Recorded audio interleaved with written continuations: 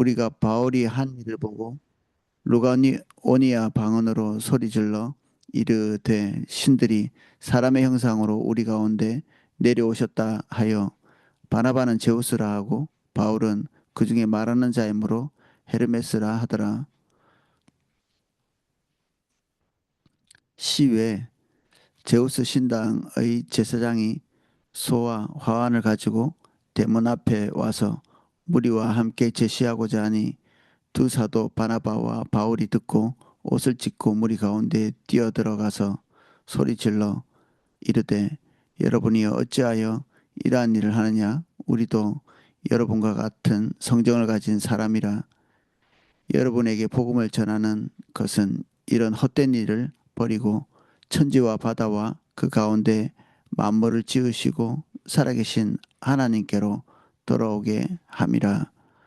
하나님이 지나간 세대에는 모든 민족으로 자기들의 길을 가게 방임하였으나 그러나 자기를 증언하지 아니하신 것이 아니니 곧 여러분에게 하늘로부터 비를 내리시며 결실기에 주시는 선한 일을 하사 음식과 기쁨으로 여러분의 마음에 만족하게 하셨느니라 하고 이렇게 말하여 겨우 무리를 말려 자기들에게 제사를 못하게 하니라. 아멘. 8절입니다. 루스드라에 발을 쓰지 못하는 한 사람이 앉아 있는데 나면서 걷지 못하게 되어 걸어본 적이 없는 자라. 이 루스드라에 있는 사람 한 사람을 일으켜 세웠는데 이제 우리가 그 베드로가 성전 미문에 앉아 있는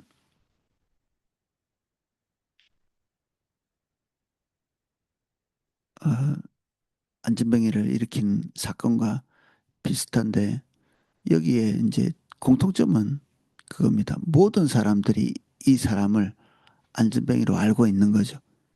예, 하나님의 복음이 전파되는 그 시점쯤에 일어나는 기적들은 몰래 은밀하게 일어나는 것이 아니라 모든 사람에게 다 하나님의 능력이 나타나도록 노출된 장소에서 일어나는 모든 사람이 다 알고 있고 모든 사람들이 하나님이 하신 일이라는 것을 알 수 있도록 일이 일어나는 특성들이 있습니다.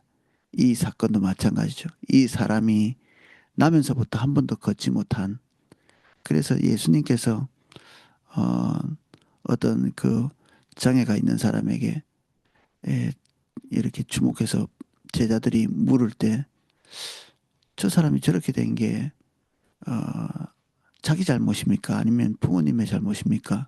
그렇게 물으니까 하나님의 영광을 위해서 그렇게 된 거다. 이런 얘기를 하시죠. 뭐 모든 사람이 하나님의 영광을 위해서 장애가 일어나야 된다는 게 아니라 그때 그 사람 그에게 하나님께서 부으시는 은혜 그 은혜의 순간 그 순간이 그의 모든 인생을 다 커버해서 하나님께 영광이 되게 하는 그런 때가 있는 거죠. 주님이 그때 그 사람을 만나 주시고 그것이 복음의 진척이 되고 모든 사람이 주님께로 돌아오게 하는 그런 시발점이 되면 사실 루스드라에 있는 이 사람의 발의 장애도 하나님을 만나는 결정적인 사건이 되기 때문에 은혜죠. 은혜. 바울이 말하는 것을 듣건을 바울이 주목하여 구원받을 만한 믿음이 그에게 있는 것을 보고 큰 소리로 이르되 내 발로 바로 일어서라 하니 그 사람이 일어나 걷는지라 바울이 주목해서 본 것이 그가 구원받을 만한 믿음이 있는 것을 주목해서 봤다 이렇게 했습니다. 성전 미문에 앉아 있는 사람은 구걸만 했죠. 뭐 얻을 거 없나 이렇게. 그 순간에 예수 그리스도의 이름으로 일어서라고 말했고 그가 일어났고 사건이 일어나고 믿음은 그 뒤에 있는 것이죠. 이 사람은 아마 바울이 말하고 있는 이 복음의 내용을 취시해서 듣고 본 것 같습니다. 그리고 그 안에 믿음이 일어나고 있는 것을 사도 바울이 확인하고 일어서라고 하는데 좀 독특한 것은 사도 바울이 예수님의 이름으로 이런 얘기를 안 하죠. 그 안에 이미 예수 그리스도께서 주인 되어 가는 것들을 보게 되었기 때문에 이랬을 수도 있고, 예수 그리스도 이름으로라고 하는 이 문장이 음, 주문이 아니죠. 주문. 추술이 아닙니다. 그 수리수리 마수리 하는 것처럼 어떤 일이 일어나게 하기 위한 그냥 자동적인 문장으로 우리 입에 달려있는 그런 소리. 예수 그리스도께서 그때 그 순간에 당신의 주권으로 이 일을 행하심을 우리가 믿고 신뢰하고 이렇게 될 때 그 이미 말은 하지 않았지만 이미 주 예수의 이름으로 일어서게 만든 거죠.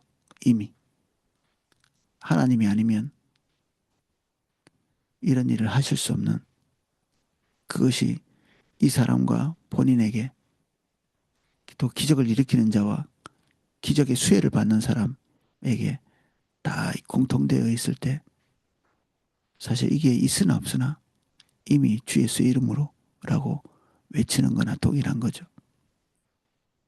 사도 바울이 이렇게 한 게 꼭 예수님이 한 것 같은 그런 모양새죠. 예수님이 주 예수의 이름으로 뭐 이런 얘기를 안 했잖아요. 다른 사도들은 다 우리가 늘 하던 그런 방식으로 했던 걸 볼 수 있습니다.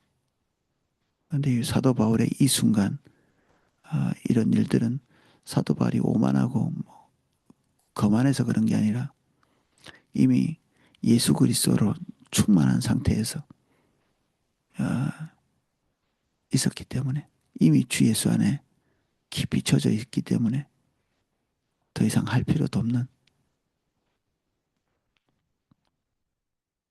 우리가 바울이 한 일을 보고 루가오니아 방언으로 소리를 질러 이르되 신들이 사람의 형상으로 우리 가운데 내려오셨다 하여 루가니오 루가오니아 방언 이게 자기들이 쓰는 방언이죠. 루스드라에서 쓰는 방언이라고 볼 수 있습니다. 이 시대는 언어가 세 가지가 통용되고 있었습니다. 로마의 방언이라고 이렇게 할 수 있는 라틴어 그리고 어, 그때 당시에 헬레니즘 문화 안에 있었기 때문에 이 알렉산더가 헬라 문화를 전 세계로 이렇게 확산시켜 놓은 상태이기 때문에 헬라어가 그들의 공통어, 저 지금의 영어처럼 그리고 이 루가오니아 자기 모국어죠. 이 세 가지 언어가 이 지역에서 이렇게 통용되고 있었는데 너무 놀라면 모국어가 나오죠. 그리고 어떤 사적인 감정이 들어가 있는 그런 언어가 나올 때 이제 루가오니아 방언이 이렇게 나오는 겁니다.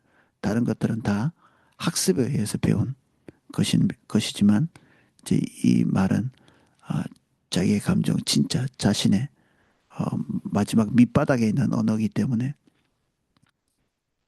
자기 모국어로 이렇게 소리를 지르고 있죠.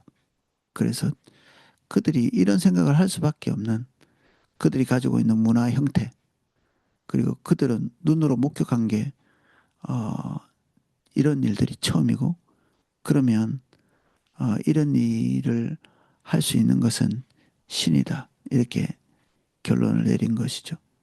바나바는 제우스라 하고 바울은 그중에 말하는 자이므로 헤르메스라 하더라.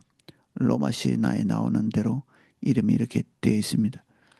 이 헬라의 원래 신들이었는데 요게 그 불교가 인도에서 만들어졌지만 뭐 이게 동남아시아 전체에 이렇게 퍼져 있는 것 같이 어, 헬라의 이런 우상 숭배도 로마 영향권 안에 있는 모든 국가의 이름만 바뀌어서 호칭만 바뀌어가지고 똑같은 형식 이렇게 퍼져 있죠. 이 다신교는 굉장히 편리한 면이 있습니다. 이 사람 저 사람의 기호를 다 맞춰주는 신들이 거기에 있기 때문에 예, 상품성이 좀 있는 거죠. 종교로서 상품성이 좋습니다. 이 사람에게도 맞고 저 사람에게도 맞는 그런 형태이기 때문에 굉장히 유명한 종교라고 볼 수 있습니다. 이런 것들이. 그래서 아이들이 로마 신화 같은 거를 무분별하게 접하는 것은 대단히 위험한 일이라고 볼 수 있습니다. 만약에 진짜 포기하고 싶다. 그러면 부모님이 샅샅이 다 읽어보고 그리고 거기에 대한 문제점을 정확하게 지적해 주고 준 다음에 읽혀야 합니다. 아이들에게 독서를 시킬 때 다독 또는 어, 좋, 좋다고 하는 권장해 주는 학교나 사람들이 권장하는 그런 걸 읽혔다가는 아이들의 영혼은 우리가 알지 못하는 사이에 사단에게 그냥 매여 있는 거죠. 어떤 부분은 극히 위험한 것입니다. 학교도 믿을 수 없고 세상도 믿을 수 없는데 그들이 추천해 주는 책을 어떻게 믿겠습니까? 우리는 사람 말은 잘 걸러도 어떤 사람의 종류는 책은 잘 걸러내지 않는 경우가 있거든요. 책도 결국 사람의 언어죠. 사람의 말이고 사람의 사상이고 믿을 수 없습니다. 믿을 수 없죠. 교차 검증해야 되고 당연히 사람에게서 나온 모든 것들이 검증이 필요합니다. 동영상, 유튜브, 미디어, TV 다 마찬가지죠. 우리 옛날에 미디어를 통해서 우리가 들었던 정보들이 10년 지나고 나면 웃음거리밖에 되지 않는 것들이 허다하죠. 정말 저 바보 같은 거를 믿고 내가 수용하고 받아들이고 영향을 받았구나. 그리고 우리 책도 마찬가지지 않나요? 읽고 나서 정말 큰 감동을 받았는데 어느 시점이 지나고 나면 그것이 그렇게 가치 있는 것이 아니었다는 걸 보게 되죠. 평생에 좋은 교훈으로 남는 것도 있지만 결국 사람의 내면에서 쥐어 짜낸 그리고 여기저기서 카피, 영감이라는 게 그렇습니다. 영감. 영감에 의해서 만들어낸 작품들 있죠. 미술, 그리고 미디어, 음악, 그리고 그림. 영감이라는 게 뭐냐면 인간이 자기 자신에게 받아들여 놓은 여러 가지 정보들이 있습니다. 이미 머릿속에 책을 읽는다든지 경험했다든지 아니면 사람들로부터 들었다든지 이런 것들이 순간적으로 조합되어서 자기가 하는 전문적인 일에서 툭 튀어나오는 것입니다. 이게 그러니까 기억이 난 것이죠. 영감이 떠오른 게 아니라 기억이 난 것입니다. 언젠가 자기가 들었던 것, 수집했던 것, 경험했던 것들이 그때 그 순간에 적절하게 영감이 떠오른 거죠. 그래서 이 영감이라는 것은 굉장히 전문적인 훈련을 받은 사람은 영감이 도움이 됩니다. 그런데 전문적인 것이 없는 사람이 떠올린 영감은 쓰레기입니다. 쓰레기. 그러니까 갑자기 뭔가가 떠올랐어. 이렇게 하는데 자기 전문적인 분야가 아니다. 그러면 쓰레기통에 버려야 됩니다. 그 음식 못하는 사람은 음식에 대한 영감이 떠오르면 그거 쓰면 안 됩니다. 음식에 재능이 있고 사람들로부터 정평이 나 있는 사람은 영감이 떠오르면 그것이 쓸만한 것인데 다른 사람은 쓸만한 것이 아닌 거죠. 성경적인 지식이 별로 없는데 신학적인 기반이 없는데 영감이 떠올랐다. 예, 쓰레기통에 버려야 됩니다. 쓸모없는 것입니다. 분별도 안 될 뿐 아니라 어디선가 주워 들은 게 생각이 나는 것이거든요. 그래서 자기 전문 분야가 아닌데 그런 영감이 떠올랐다. 어디선가 들었던 게 영감이 이 기억이 난 것이죠. 건축을 잘하는 사람이 하나님의 영감을 받을 수 있겠죠. 사실은 그 기억 중 무엇인가가 떠올라서 하나님이 쓸 수 있도록 해주시는 거죠. 그런데 건축적 지식도 없고 아무것도 없다. 그러면 쓰레기통에 버려야 됩니다. 그냥 다른 사람 하는 말 듣고 배우면 됩니다. 그래서 성막을 짓는다든지 이런 사람도 그냥 아무한테나 그냥 영감을 주신 게 아닙니다. 모세가 영감은 받았을 때 모세가 못 만들죠. 당연히. 모세를 통해서 들었던 정말 평생에 그런 지혜가 있어가지고 사람들로부터 정평이 나 있었던 금속 다루는데 노하우가 그 어떤 사람보다도 이렇게 훈련이 되어 있는 그 사람에게 하나님께서 지혜를 부으셔서 그런 일을 한 거죠. 그래서 자기 분야가 아닌 영역에서 영감이 오시거든. 아, 쓸데없는 기억이 났구나 하고 버리시면 됩니다. 그리고 진짜 정평이 나 있는 사람들의 말을 귀담아 듣는 게 더 영감보다 좋죠. 그래서 영감을 너무 신뢰하는 문화는 함정에 빠지기 쉽습니다. 함정.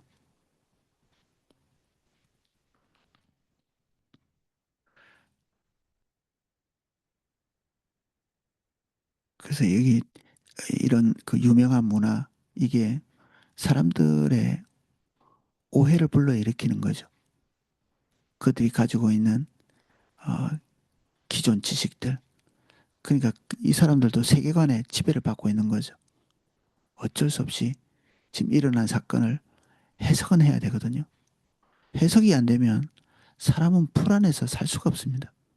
어떤 일이 발생했는데 어떻게든 해석을 해야 그 해석대로 마음이 편안해지거든요. 잘못 해석을 해도 괜찮습니다. 마음이 편안해지는 데는 도움이 되는 거죠. 어떤 것을 어떻게 해석해든. 다른 사람이 나를 한번 쳐다보고 갔다. 그럼 그게 무슨 뜻인지 불안한 거죠. 긍정인지 부정인지. 그런데 어떻게 결론을 딱 내리고 나면 틀리게 해석했는데도 마음에 편안이 옵니다. 평안이 오는 거죠. 거짓된 평안이죠, 당연히. 그 사람에게 직접 묻고 얘기하고 어떤 것인지 어떤 의미였는지 아무 의미도 없을 수도 있거든요. 그냥 내 마음이 그렇게 이렇게 여겼을 수도 있는데 이게 확인되지 않은 상태에서 그야말로 영감 비슷하게 탁 스치는 생각을 딱 잡으면 그게 함정이 되는 것입니다. 그래서 우리는 어쩔 수 없이 객관적이지 않습니다.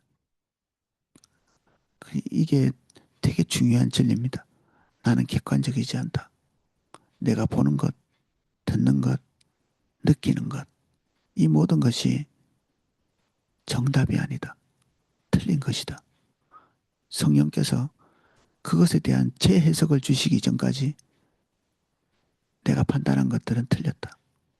아이가 나한테 와서 툭 뭔가 이렇게 어, 이 버리장머리 없이 말하고 지나갔다. 그 아이가 나를 무시하는 건가? 부모의 권위에 도전해 보겠다고 지금 한번 시도해 보는 건가? 아닐 수 있는 거죠. 아닐 수 있습니다. 아이들이 기본적으로 부모님 말씀 잘 듣고 싶어 합니다. 물론 죄인이라 안 듣고 싶어 하는 영역도 있지만 기본적으로 아이들은 부모에 대한 존경, 우러러봄, 그리고 그 부모님에게 뭔가를 걸어놓고 사는 그런 게 있는 거죠. 그러면 잘못된 행동들은 뭐냐? 우리가 죄인이듯이 그들도 죄인이라 그들이 원하는 대로 되지 않는 겁니다. 우리도 착한 의도가 있죠. 우리의 착한 의도대로 다 안 되잖아요. 그래서 고통스럽고 아프고 다른 사람에게 고통을 주고 죄인이기 때문에 우리 자신이 죄인인 것을 받아들이지 못하면 평생 자기 정죄에서 벗어날 수가 없습니다. 자기 정죄는 아무 도움이 되지 않습니다. 자기 학대를 하는 것 외에는 하나님께서 우리에게 죄를 깨닫게 해주시는 경우가 있는데 대단히 유용한 겁니다. 주님이 우리에게 죄를 깨닫게 주실 때는 그때가 은혜의 때입니다. 아주 신속하게 그 죄에서 벗어날 수 있습니다. 근데 정죄는 벗어날 수 없습니다. 자기 정죄는 자기가 이루고 싶은 모양새를 따라 나오기 때문에 도움이 되지 않습니다.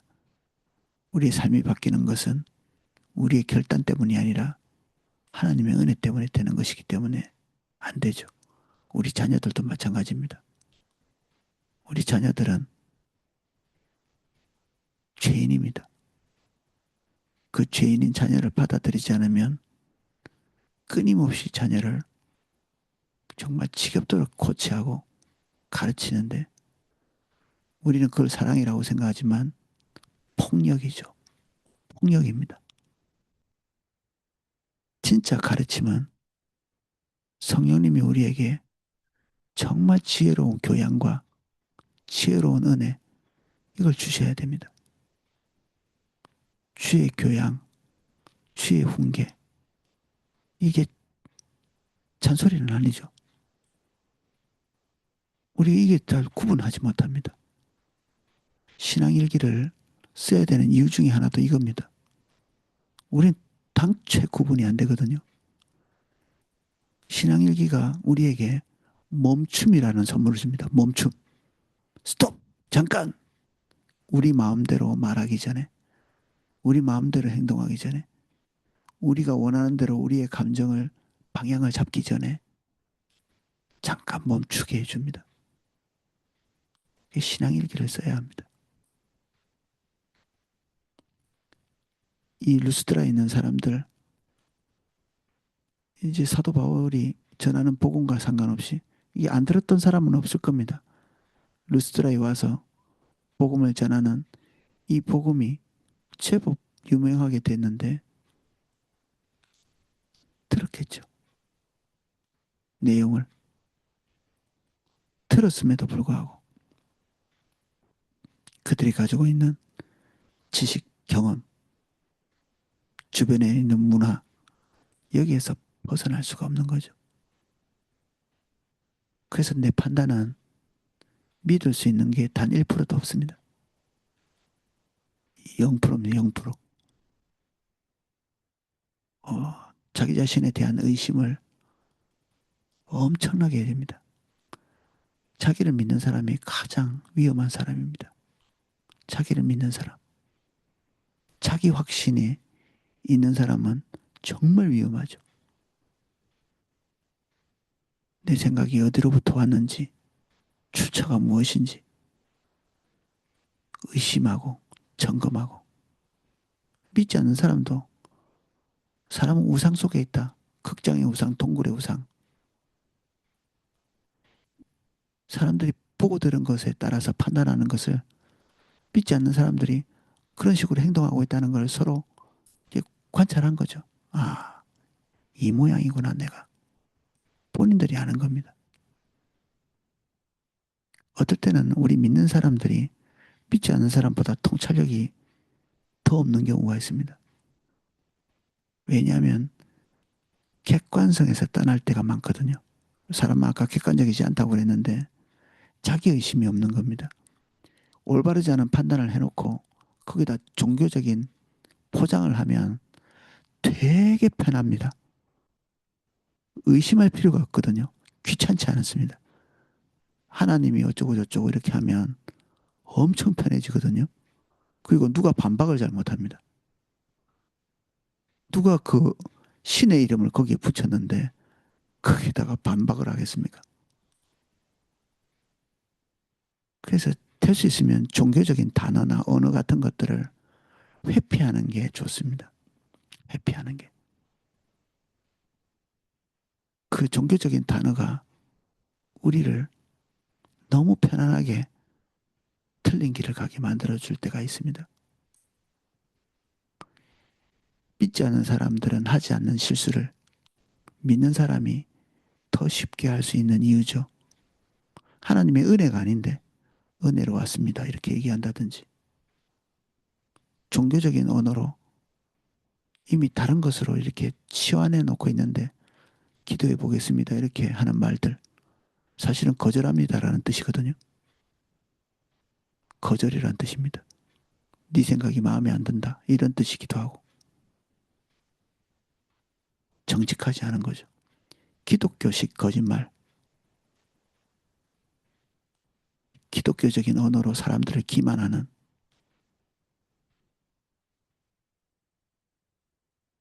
그러면서도 우리는 두려워할 줄 모릅니다. 거짓을 행하고 있으면서도.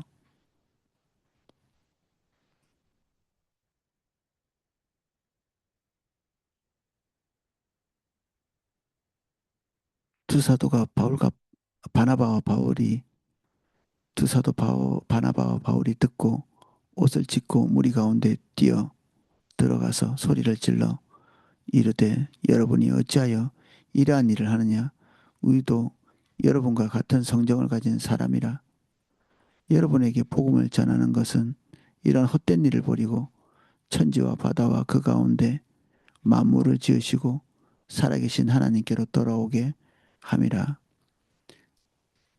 여러분과 같은 성정을 가진 사람이다. 이런 선언이 이게 쉬운 선언은 아니죠. 너하고 나하고 동급이야. 너랑 나랑 같이 죄인이다.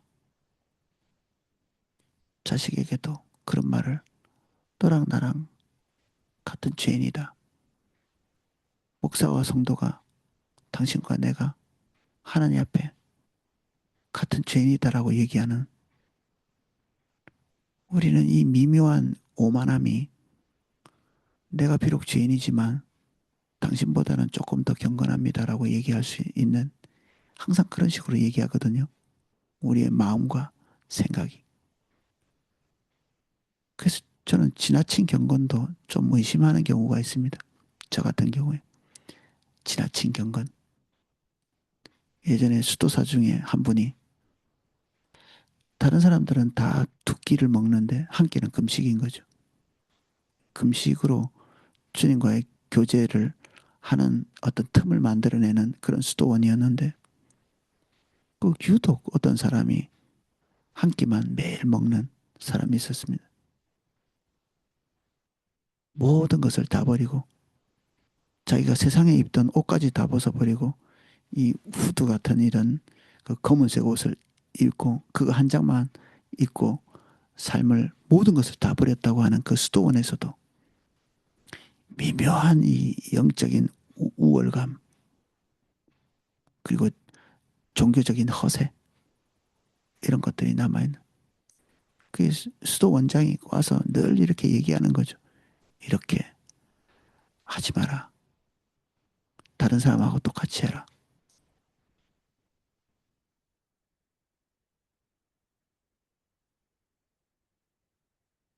이게 종교의 영역 안에도 다른 사람보다 더 많이 기도하고 이 기도하는 게 나쁘다는 것 당연히 아닌 거 아시겠죠? 이 안에 혹시 내가 너보다 더 낫다. 그런 가정을 만들어낼 만한 것들이 있다면 그냥 빼는 게 좋습니다. 금식, 밥 먹고 사람들하고 어울리는 게 낫습니다. 수도사들은 금식을 하고 하나님을 이렇게 뵙기 위해서 광야에서 혼자 있다가도 손님이 오면 즉시로 금식을 풀고 손님을 대접했다고 하거든요. 다른 사람을 대접하는 게 이게 뭐 사람 중심적이라서 그런 게 아닙니다. 그게 그리스도께 하는 것, 사람에게 하는 것이 그리스도께 하는 것이다. 그걸 알기에 그렇게 하는 거죠. 이게 우리가 종교적인 용어가 굉장히 뒤섞여서 우리가 복잡한 사람이 될 수 있습니다. 도대체 어떻게 하는 거야? 근데 사실 어려운 것은 아니거든요. 우리의 마음이 순전하면 되는 겁니다. 안 복잡한데 우리 마음이 순전하지 않고 율법주의에 지들어 있으면 말하는 모든 것이 복잡합니다. 시끄럽죠. 이게 머릿속이 시끄럽습니다. 이런 가르침도 헷갈리고 저런 가르침도 헷갈리고 듣는 것마다 다 헷갈려요. 우리가 순전하지 않기 때문에 복잡합니다. 여기서 가르치면 여기가 헷갈리고 저기서 가르치면 저기가 헷갈리고 그렇습니다.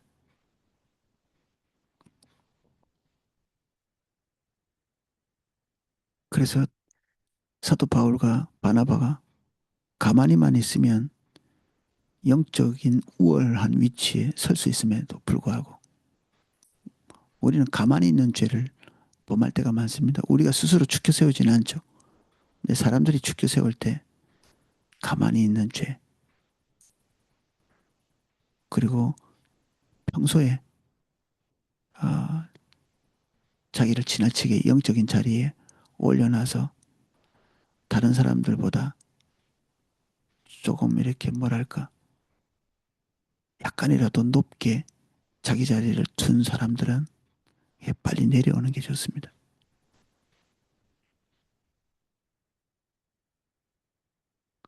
이게 그겁니다. 여러분과 같은 성정을 가진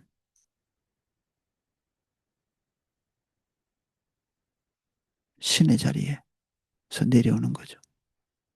신의 자리에서. 신이라고 사람들이 엄청 높이 보지 않습니다. 요즘은 특별히 우린 더 그렇죠. 우리가 지금 다신교를 받아들일 수 있는 제일 좋은 문화 가운데 있는 것 같은 느낌이 듭니다. 그게 신의 지위를 내렸기 때문에 조금만 뭔가 잘하고 조금만 더 나으면 신이라는 호칭을 붙이잖아요. 여기 우리가 신이 아니다. 당신보다 조금 더 낫지 않다. 우리는 다 그리스도 외에는 자랑할 것이 없으며 죄인에 불과하다.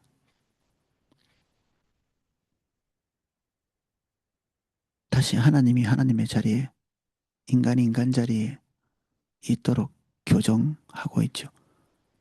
하나님이 지나간 세대에는 모든 민족으로 자기들의 길을 가게 방임하셨으나 그러나 자기를 정언하지 아니하신 것이 아니니 곧 여러분에게 하늘로부터 비를 내리시며 결실을 주시 결실기를 주시는 선한 일을 하사 음식과 기쁨으로 여러분의 마음에 만족하게 하셨느니라 하고 이렇게 말하여 겨우 무리를 말려 자기들에게 제사를 못하게 하니라.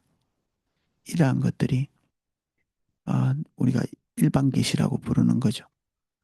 그들에게 맞는 복음을 전한 것입니다. 그들이 생각, 그들이 무엇을 말해야 우리가 전달하려고 하는 것을 들을 수 있겠는지 이렇게 파악하고 있는 거죠. 바울이 헬라 문화를 잘 이해하고 있고 그리고 이 바나바도 완전히 이제 유대교 출신은 레위 지파지만 원래 자기 고향이 어, 음, 키프로스, 키프로, 구브로였죠. 그래서 어, 이방인 가운데서 태어나서 이방인의 문화를 잘 알고 그래서 그들의 언어를 잘 아는 그래서 여기서 복음을 전할 수 있었던 거죠. 베드로는 못합니다. 베드로는 안 되게 돼 있습니다. 이게 그래서 베드로 영역이 따로 있을 수밖에 없죠. 소아시아까지. 그래서 사도 바울이 소아시아 영역에서 활동을 하지 못하도록 성령께서 막으신 것입니다. 그 영역은 다른 사람이 할 사람이 있는 거죠. 뭐 사도 바울이 해도 하나님의 능력으로 할 수 있었겠지만 복음을 위해서 하나님께서 분배를 하신 거죠. 그래서 우리의 자리가 어딘지 좀 이 영민한 지혜를 가지고 좀 살펴볼 필요가 있습니다. 내가 이것도 나름대로 열심히만 하면 그럭저럭 성과는 나죠, 당연히. 근데 그 열심 이상의 어떤 하나님의 어떤 배치 이런 것들을 살펴볼 필요가 있죠. 특히 어, 연세가 들어갈수록 우리의 체력적인 능력이 한계가 있죠.